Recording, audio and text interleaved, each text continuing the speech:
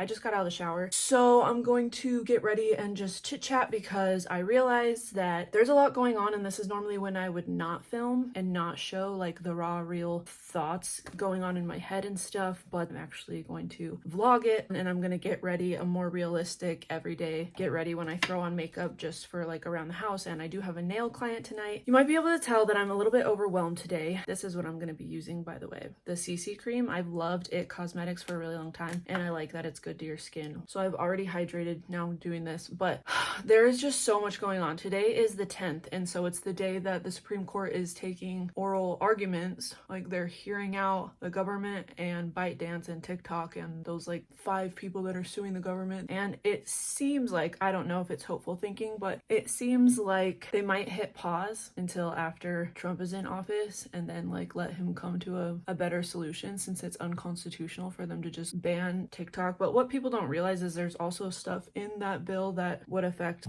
freedom of speech everywhere. So I'm trying to have confidence in our Supreme Court that they will uphold the Constitution and that this will all play out the way it's supposed to. But you know, it's 2025. Things are wild. Speaking of wild, well, it's not even a wildfire. I think it's, at this point, we realize that it's arson. Everything happening in LA and Hollywood with the fires is insane. Today, as of right now, it's like something I've built up, and my husband, we've built up these companies on TikTok. TikTok is unlike any other platform because of the algorithm and the way you can actually be exposed to so many people and meet so many people, and it's amazing. It's unlike any other platform. Like, it's become our full-time job. So that today they're deciding, I mean, we might not hear what happens until Monday now, but that's happening. And then at the same exact time, the devastation that's happening in California, I can't even wrap my head around it, and it's 0% contained.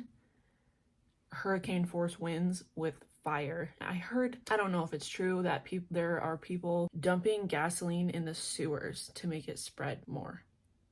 I really can't wrap my head. There's no words. Like, I can't imagine what it would be like to just walk away from your home and not know if you're ever going to see it again. Like, the pictures and the photos of entire communities burnt to the ground.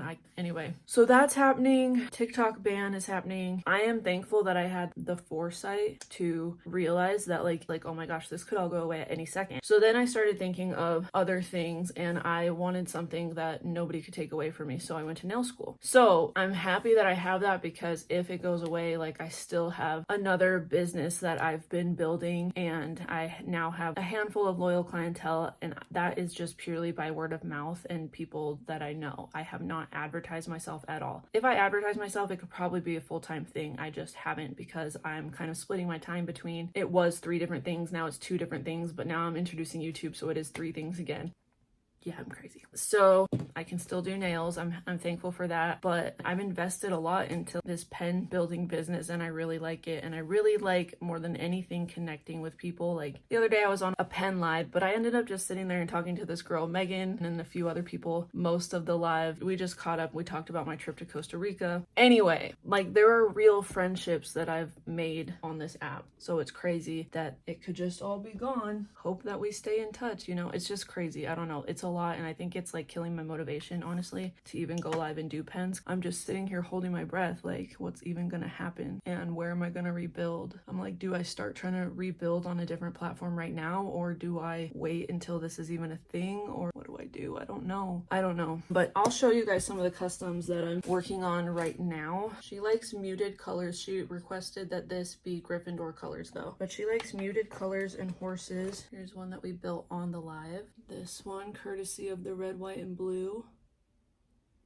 Blingy blingy. This is what I call a bougie pen. I'm not sealing it until she gives me the okay, but she gave me total creative freedom on this one. There's some really pretty beads that I use, like that bottom bead.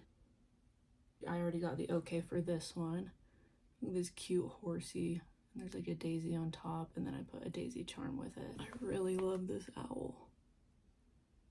So pretty and sparkly. That's a really cool one. This one says wild and free, a galaxy bead.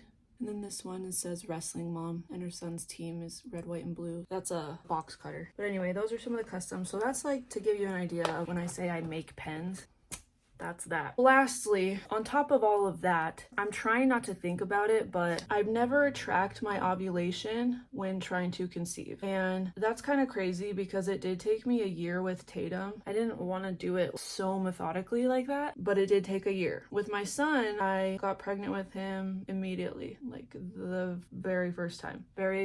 Lost the V card, God was like, here's a baby. And then Tatum, it took me a year. And so this time around, I don't know how it's gonna go, but my friend gave me all of these ovulation tests, like the little strips, and those are way harder to read than just a pregnancy test. Like the line has to be dark enough, and there could be like a dark line and a faint line, but depending on the position of them, depends on like if it's a positive that you're ovulating. I don't know. I feel like I ovulate super, and I know this is TMI if you don't care about this stuff, fast forward, but if you're like trying to conceive too, then maybe this is interesting to you. But I feel like I ovulate super early. They say it's like 10 to 12 days after your cycle, but I have a lot of the symptoms like 5 days after. Like, I don't know if that's even possible, but that's what I thought. And then now today is like peak day. You know how there's like that peak day right in the middle of your 28-day cycle, that's like prime day to conceive. But I've been taking ovulation tests for the past 5 days and they're negative, and they're just getting more negative. And so I really feel like I was ovulating 5 days ago. Everybody's different, but yeah, that's just how I feel. I'm trying to push out the negative thoughts of like, well, maybe you just don't ovulate anymore. Like maybe your window of conceiving at all is past. So my brain can tend to spiral. And anyway, I was telling myself I wasn't going to obsess, and that's part of like why I didn't want to do these tests, because I don't want to obsess, but like I'm going to obsess anyway. But truly I am okay. Like it's in God's hands. And that's another thing I want to talk about, is like talking about this openly is a lot for me, because I know that there's like friends and family that might see this vlog and then feel like they can just ask about it or talk about it. Even though my mom, I love her, but she's been making comments since before this, like, you guys should have another baby. I just want, like, I love you, Mom, if you're watching this. I love you. But with Tatum, with it taking as long as it did, and then now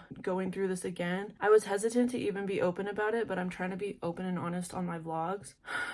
It's a lot when people ask, when are you gonna have a baby? Like, because after Craig and I got married is when the questions started coming. When are you guys gonna have a baby? When are you guys gonna have a baby? You guys should have another baby. Like, someone I hadn't even seen in forever saw me at a coffee shop and was like, oh, when are you guys gonna have another baby? And I was just like, at that point, I think it was like 6 months of trying. And I was like, I don't know. Can you call God and ask? Because I don't know. And it got to the point towards the end of trying with Tatum where I literally didn't want to leave the house. And that's no exaggeration. I didn't want to go to the family function. I didn't want to be around anybody who might ask, because I would break down in tears. If another person asked me when I'm gonna have a baby, I can't answer them without crying, because I don't know. I want it so bad. I would already be pregnant if I could, but it's literally out of my control, you know? And so now I know I'm just opening the door for people to like ask, but this is a part of my life and I want to be open about it. And I don't know what this will turn into. Will this turn into like a full-on struggle? Will this turn into a happy, I'm just gonna get pregnant and I get to share that journey with you? I don't know. But right now I'm trying to conceive after my last pregnancy taking me a full year, which is actually short in comparison to some people that it takes them way longer. So I wouldn't say that I full-on struggled with infertility or anything like that, but like I don't know where my body is right now. I'm gonna be 34 and I know just things change with age, so I don't know.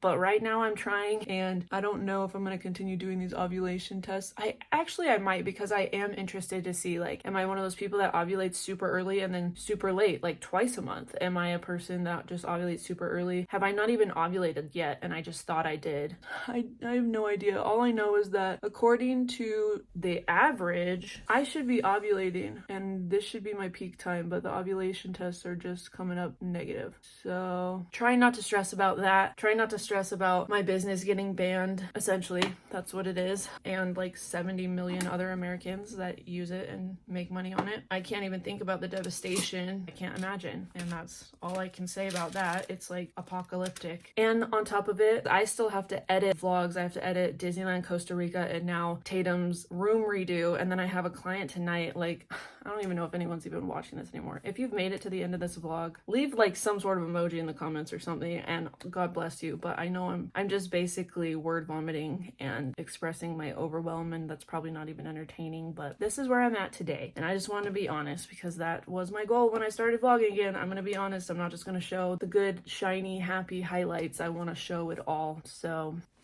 here we are. Happy Friday.